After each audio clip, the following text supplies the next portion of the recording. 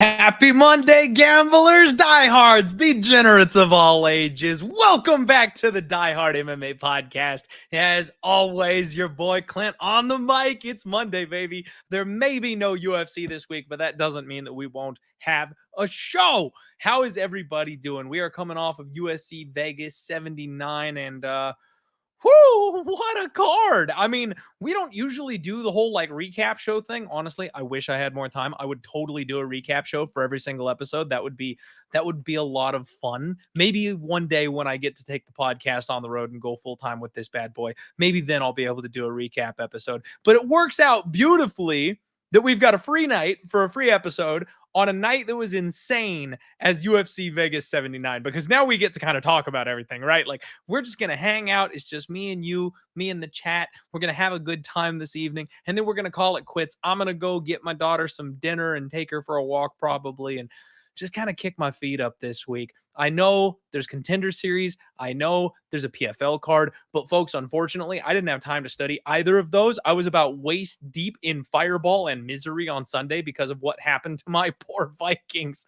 And I lost a pile because I made a big investment on Bet Openly. I said there was no way my Vikings were going to go 0-3. And quite frankly, they absolutely should not have gone 0-3. That was a game they should have won. They had every opportunity to do so. And how does somebody bounce a ball off of a helmet for a touchdown? I mean, like, even all the other BS aside, that doesn't happen. Like, they really should have won that game. But now I'm broke. So I was in misery and didn't study anything. I will look into Dana White's Contender Series as much as I possibly can tomorrow. I've been having real success with the one and done, one shot, one kill approach on Dana White's Contender Series. And I think I'm going to keep doing that as long as I can keep just, smash and grabbing one unit at a time from Dana White's Contender Series. I like that. I made the mistake of feeling like I knew what I was talking about and going hard on DWCS, and it bit me right in the ass. And ever since then, it's been one and done. And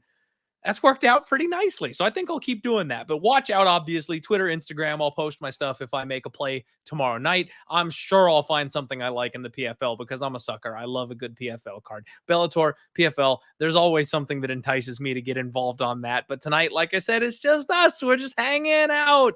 There is some football going on. I got a couple bets. I'm sweating degenerate action here on that stuff tonight. And of course, fantasy football going for everybody. So don't mind me if I look off to the side here once or twice during the show. But I do see my guy Mushroom in the chat. There's Air Dog saying congrats on the successful year. Air Dog, my guy, thank you so much. I do want to go ahead and give everybody the recap, right? We're wearing the baby blues. We got the money necklace on right now. We're coming off a plus 4.4 unit night last week.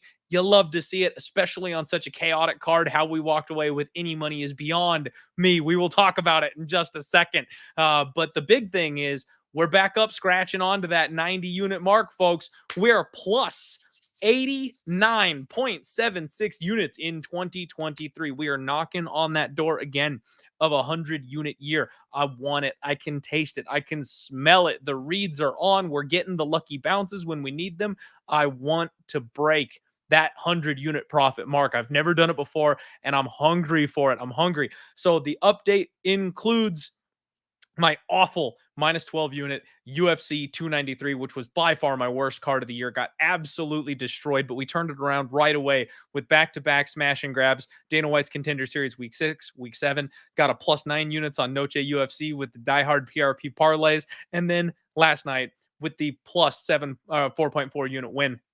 Right back in it. We are right back in it. So if you guys are hanging out in the chat and you got a question for me, obviously fire it my way. It's going to be a short show tonight. We're just going to talk about last week's card, and if anybody's got questions, we'll answer those.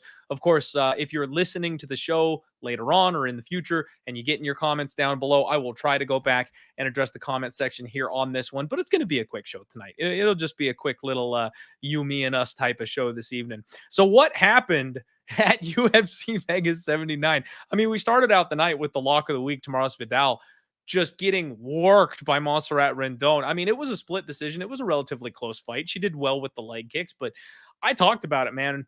Vidal just doesn't look like she's putting any effort in whatsoever. Like, she's still got the spare tire around her gut. Like, she's just not training hard at all. She has no cardio. I'm surprised she lasted as long as she did in that fight. She does have that big explosive power, but Rendon just kind of chipped away at her for 15 straight minutes.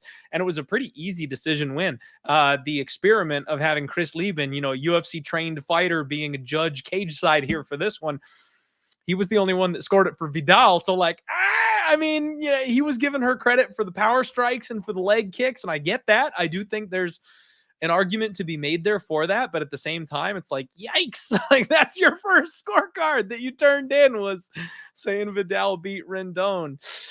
Oh, hopefully the next one's a little easier there for you, Chris. I do, just not a good look, unfortunately. Mizuki Inoue and Hannah Goldie, what a mess. I mean, Goldie made a good showing of herself, I guess. Our bar could not have been lower. We didn't really expect much from her. So the fact that she worked her way to a unanimous decision and was kind of in it a couple of times, like, that's better than most people gave her credit for. So that one was what it was. Inoue got the decision win there, but it was never even close to being finished for either woman. It was pretty rough to watch. And then the Muhammad Usman and Jake Collier spot, man, that was the one that got me, right? So my first play of the night was Usman Collier under 2.5. Added it late, looked at it all week, finally decided that I liked violence here in this spot. And Jake had Usman on skates in the first round. I mean, he was doing what he does. Cardio pace, staying on him, connected with straight shots, had Usman wobbled. Like, I was like, oh yeah, this is perfect. There's no way this thing goes the full 15. And then we just got a brutal eye poke. I mean, Usman got Collier good, and he was never the same again. That was one of those ones where, like, I think a point probably should have been deducted for it, because even though it was accidental, it was bad. And Collier did not fight the same the rest of that fight. The remaining 10 minutes was much more competitive, much slower. He definitely wanted to keep it at range. And then, Usman had some success with the takedowns. Just a mess of a fight. One of those ones where, in my opinion, for me, like, you can see the different course that fight goes from before eye poke to post eye poke. I don't think Usman wins that fight if it wasn't for the eye poke. And frankly, I think Jake finishes him if it wasn't for the eye poke. Now, personally, for me, I was just rooting home violence, right? I did throw out there that the big guy over at Superbook did place a last-second bomb of a bet on Jake Collier, so I feel really bad for anybody that tailed that play. I wasn't on it myself. As always, give you guys that info, and you guys can pick what to do with it. But I thought Jake was going to win the fight. And really, I thought Usman was going to finish if he was going to win at all. So Usman by decision just kind of got all of us right in the short shorts there on that one. But here's the big one. Jake Malcoon and Cody Brundage in the next fight of the night. Holy crap. This is the one, folks, where not only did we cash the under 2.5, but we cashed the 20-1 round 1 KO, TKO, or DQ prop on Cody Brundage. I got bailed out on this thing, folks. Oh my goodness. So if the round 1 KO for Cody didn't happen, I expected the under 2.5 would cash, because I thought Cody would just kind of shell up and quit, and he would eventually get TKO'd by Malcoon. It looked like that was well on the way to happening. We had, Cody took like one shot at it. He threw 2 strikes. Both of them backed up Malcoon, and then he shot for a takedown. Worst thing you could ever possibly do. Now, I understand, like, maybe the thought process is the guy can grapple offensively, but maybe he's not so great off of his back, so you get on top of him instead of the other way around. Like, I get the thought process. I really do. But we've seen Malcoon scramble, the way he's able to get out from under people and work his way back up to top position, the way that if he comes on you, he forces a scramble every single time and never stops. It's like, your game plan has to be knock this guy out. That's got to be the game plan. It can never involve grappling. It can never involve wrestling. Bad idea to shoot on this guy, no matter how good you are at wrestling or how good you think you are at wrestling. At any rate, it's looking like it's dead, right? Malcoon is just beating on Cody. We can see the fire fading in his eyes by the second. And then Malcoon throws an illegal strike to the base of his skull. Mark steps in, warns him, keep the shots clean. Don't hit him in the back of the head. What does he do? Rears up with one of the biggest elbows I've ever seen Malcoon throwing. There's been a lot of debate on this one on Twitter, folks. I mean, I cashed for 5 units. I'm a happy camper. I know a lot of people lost a lot of money on Malcoon in this spot, but at the end of the day, the fighter has to control their weapons. And people are saying that Mark's an idiot for like stopping the fight. Mark's an idiot for calling it. And my argument would be that Mark's a bad judge. He's a bad ref if he doesn't stop it there. Because by the letter of the law in the UFC, strikes to the back of the head are illegal. He warned the fighter to control his weapons. He did not. And he chose. And again, this is where people compared this to like accidental nut shots and cage grabs, things that you can do instinctually when you're like being taken down or when someone moves to the side when you're throwing an inside leg kick. It's not the same thing when you're on top of somebody. You've got their wrist cuffed and you look at the back of their head and go, yeah, I'm going to punch him. It's not the same thing. It's not at all the same thing. So he literally got warned. He's in the control position, and you can strike the shoulder, you can strike the neck, you can strike the side of the head, you can strike the ribs. Like, you've got the whole body available to you to hit, just not the back of the head, man. And he threw an elbow. That's Malcoon's fault, man. I'm sorry. I know a lot of people are unhappy with that opinion, but it is not Cody's fault. Yes, was he ready to get out of there? Yes, he was. I thought he got beat by the scales on Friday. On the Undefeated Post Weigh-In show, I called that Cody looked like he did not want to be there from his own weight cut. So I absolutely understand that Cody called it quits. He took his win. He saw an opportunity to get a double win bonus out of this thing. He took it. Hey, I don't blame him. That's his income. But it wasn't the ref's fault. It wasn't Cody's fault. It was Jacob Malcoon's fault for throwing the illegal blow to the back of the head. I'm sorry. It is what, and I'm not sorry. It is what it is. It's a rule, and it's there for a reason. And the referee had to enforce it. Literally had to. Because if that had gone on, and he had hit him once or twice more in the back of the head, and it was a TKO stoppage, we'd be having the reverse of this conversation. We'd be sitting there going, how could he not step in and save that man when the base of his skull is shattered? How did he not step in and save that man when there are 4 or 5 illegal blows to the back of the head in a row? You can't do it. You can't do it. Mark did the right thing. Cody saw his way out and he took it. I can't blame him for that. But Malcoon is the one who's at fault for this thing. And I'm very happily sitting here with an extra 5 units on the night because I got the DQ in there on the round 1 prop. So again, sorry to anybody that had Malcoon. That really is a bad beat because he was headed towards his first finish ever. We've got Brown Belt Dave. What's going on in the house? Not expecting a show, but yep, we got it going here. And I know he really was he was on his way to his first UFC finish. It was coming. It was going to happen. We all knew it. You could see it coming a mile away. Now, the next one, I am so happy, folks. And this is where people like to give regular bettors, podcasters, people who dig a little bit deeper into the gambling, they give us shit, right? Because just pick the winner. Just pick the winner. The line doesn't matter. The odds don't matter. The implied odds don't matter. Throw all that in the bin. Just pick the winner. I picked Andre Fialio, but you know what I said? I said, I want minus 150. I want minus 145. I set my line. I said, this is where I will bet Andre Fialio. And if he gets to that number, I will pull the trigger. It saved me this week, folks. It saved me. The Dirty Bird came out and did the damn thing. There were a couple times in that fight where I was this close to taking a live bet on Andre Fialio because he would turn it up and he would crack Tim and back him off and he would hurt him. And in classic Andre Fialio style, he would just let that then slip away after that point. I thought Tim was going to be a little too old and dusted to be able to pull off the win in this spot, and he was not. He stayed on him and he just melted this kid. So all props to Tim Means. I am very happy I stuck to my read. I am very happy I stuck to my guns, and I said, I am not betting this terrible non-UFC level fighter unless I get the right number. And I still would have been wrong, obviously. If I had made the bet and I had got the number I wanted, I would have lost that money. But that's the point. not getting the right line saved me cash. So I hope you guys dodged that bullet with me. That felt good. Andrew, in the chat, what's going on, my guy? Thank you so much for being here this evening, folks. Obviously, small night. We're just doing a little recap before we cut everybody loose. Not as many viewers this evening. Still do me a favor and hit the like button. It helps out. And then we'll be back, of course, next week, rearing and ready to go for some more gambling action. Dan Arwetta closes out the preliminary card with Miles Johns. Took a bath here.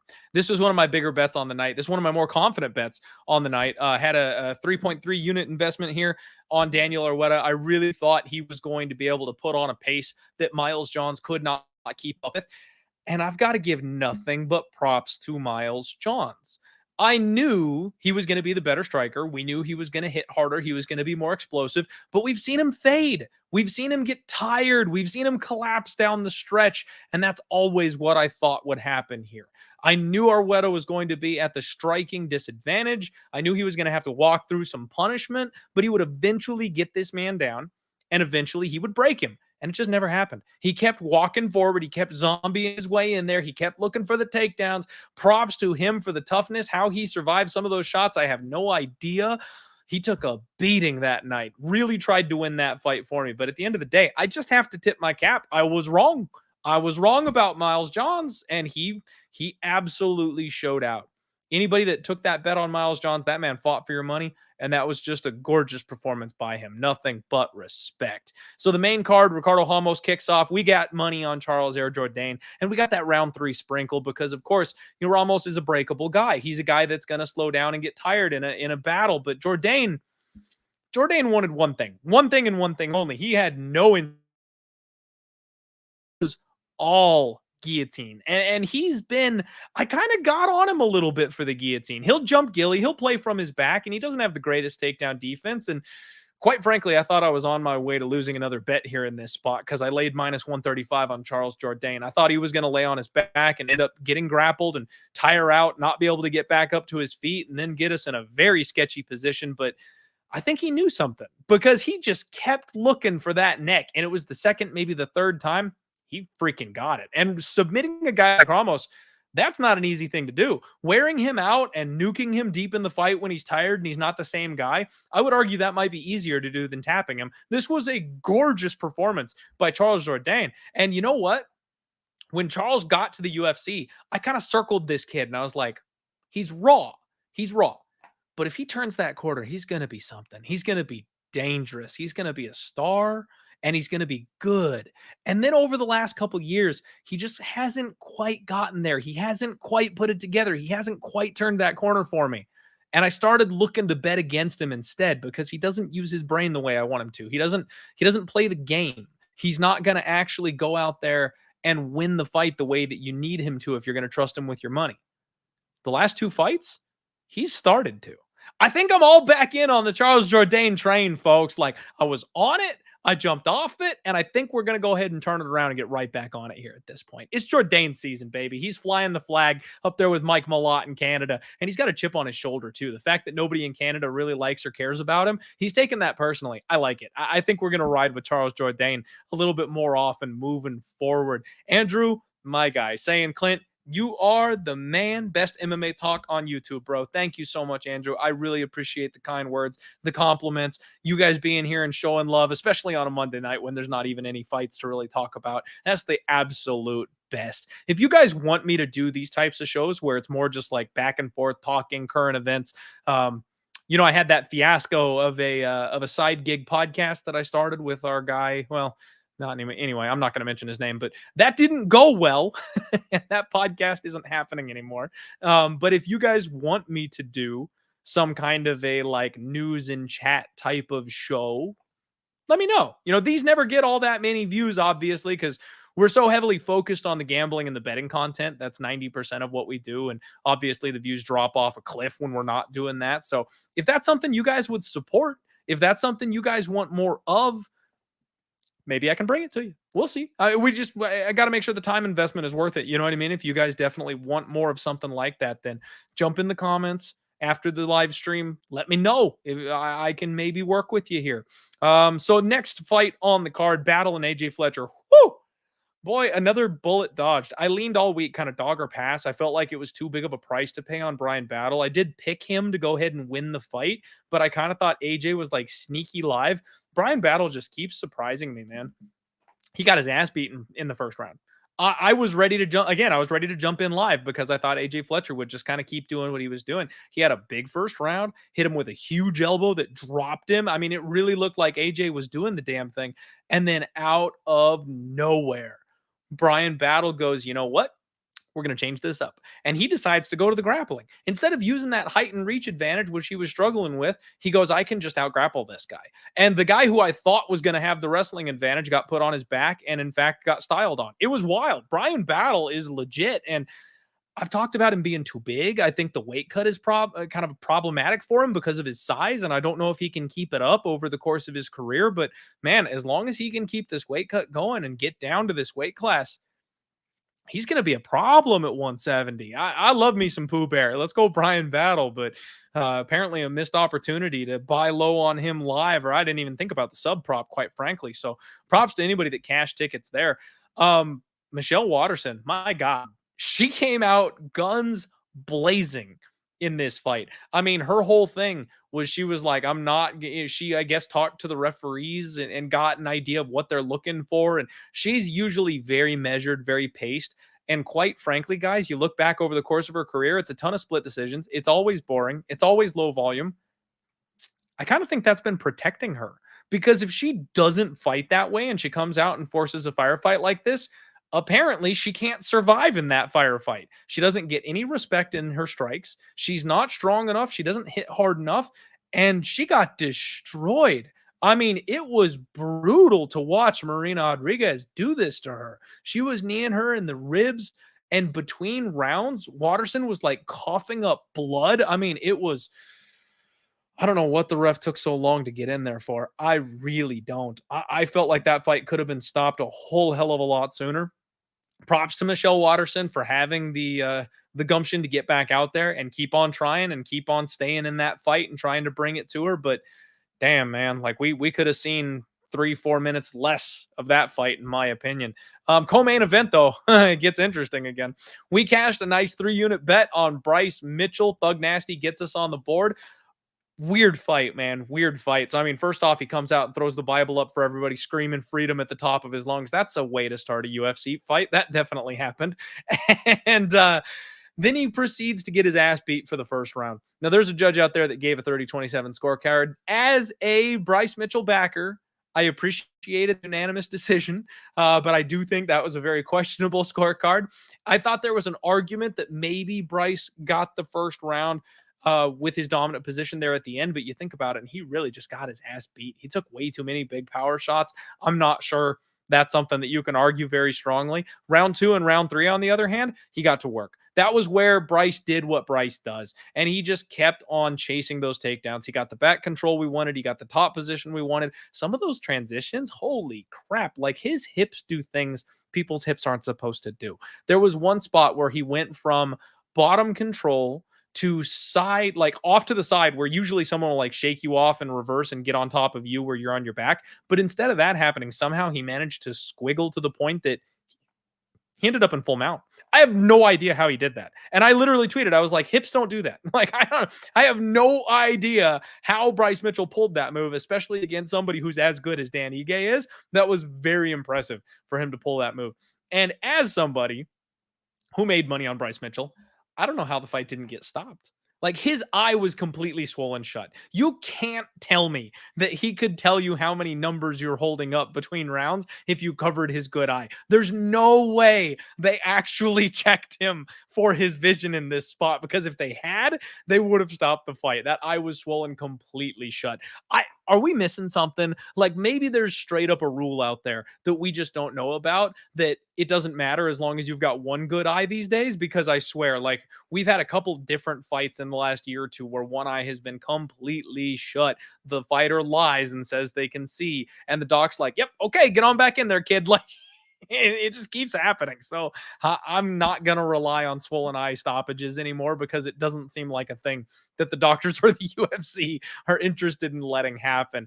Props to Bryce Mitchell for bearing it, and props to him for digging deep and getting that win, even with his eye swollen shut. But my God, the cringiest post fight interview of all time. I mean, it's got to be this one and Molly McCann with the belt. Those have got to be like the top two post-fight cringe moments in the UFC, because my God. And this, so let me tell you guys, I am a Christian, right? Like, this comes from a Christian person.